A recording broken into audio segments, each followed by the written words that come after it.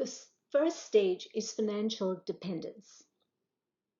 People in this situation are completely reliant on others for financial assistance in their day-to-day lives. They are not able to provide for their basic needs, and without assistance would find it extremely difficult to survive. Children, homeless people, and adults who live with parents or rely on their parents' benevolence for day-to-day living or for lifestyle perks beyond their income level are in this category. Key to moving out of this level and up the scale is employment. Some adults may need help to deal with their loss of confidence in their employability, skill sets, and competencies, or with their attitude towards work. The second stage is financial solvency. People start earning a living and taking care of their expenses. There is a strong dependence on a paycheck, and so people live paycheck to paycheck. This is the phase where most people find themselves stuck, unless they create a financial plan to move up the scale. If you are here, for your financial plan to be successful, there needs to be a steady stream of income and a review and trimming of expenses. Your plan must include building a small safety fund for emergencies. Small and steady wins are a big part of this journey, unless your income increases drastically. When you get to stage 3, you're considered to be financially stable. This is when income exceeds expenses. People live below their means and below their income. In this stage, people have a larger safety fund of 3 months' expenses saved and begin taking measures to protect their families with insurance policies. This is the stage most people aim to be at. Stage 4, financial debt freedom. This is when there is a game plan and strategies to drastically reduce debt, increase safety fund to cover up to 12 months expenses, and start planning for the future, like retirement, college, acquire a home and other assets. A big part of your financial plan is considering what an ideal life looks like. What kind of life do you want beyond daydreaming?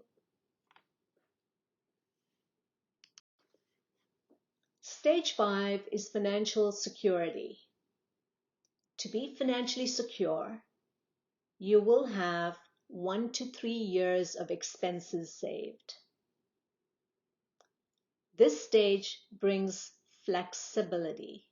You're protected from smaller life emergencies, and you may consider a career change if your current job brings you no joy.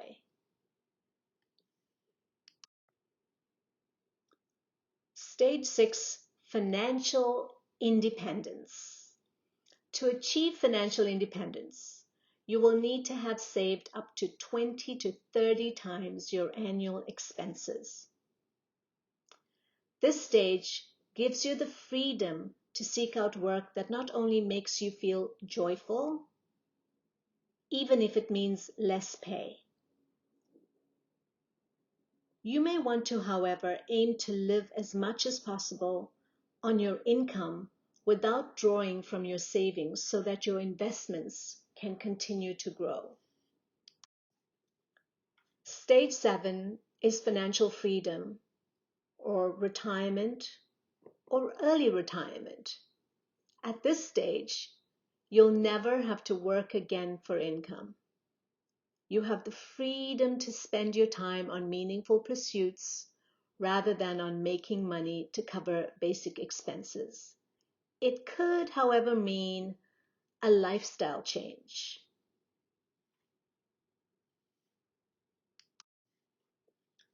Financial abundance, stage 8. This is the stage we all dream about. When you have reached this stage, you will have truly made it. You are in the elite club of Warren Buffett, Oprah, Mackenzie Scott, Bill Gates, and Melinda French Gates. This is where you have more wealth than you could ever need or spend in a lifetime. This is when you can start building a legacy based on your philanthropy.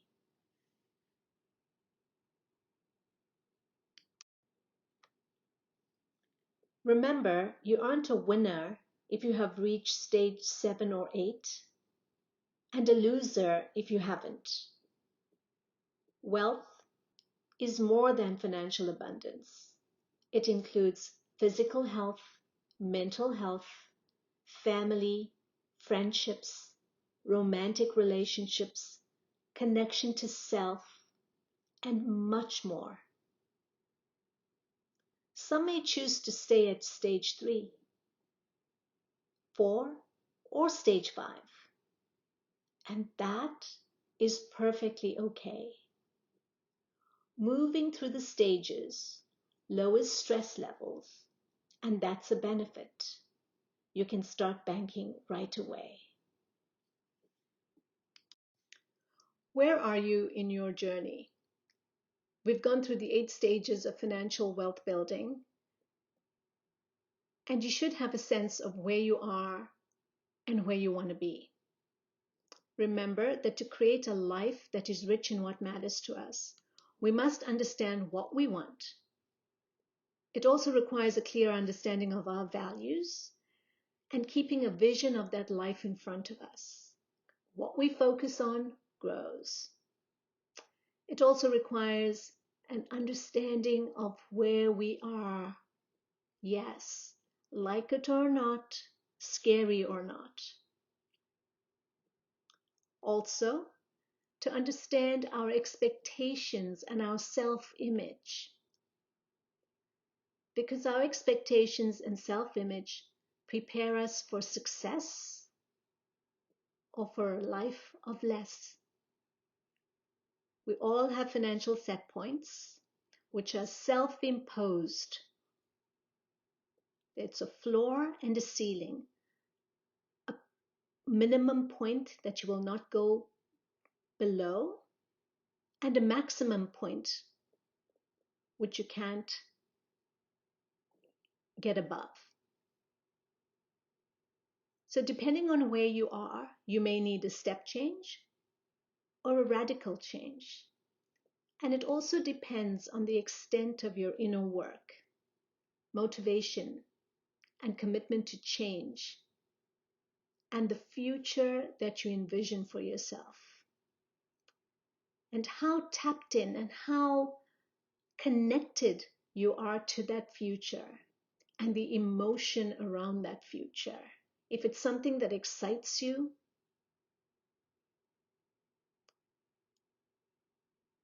you will move towards it with greater speed. And if it's a future that takes into account all aspects of wealth, health, relationships, it's one that is richer and far more magnetizing. So in order to move forward, we have looked at our past and our conditioning. We'll do a little more work to release us from the ancestral history of conditioning, because if we energetically absorbed money habits and behaviors from our surroundings, so did our parents. And there may be a lot in our lineage to remove. We may have contracts at a subconscious level, contracts to be like grandfather or uncle. With the past cleared, the knowledge of where you are, your point of origination or departure, and where you're headed, your destination or endpoint, you will move forward with purpose and intention. And regardless of the detours, you will still expeditiously reach your destination.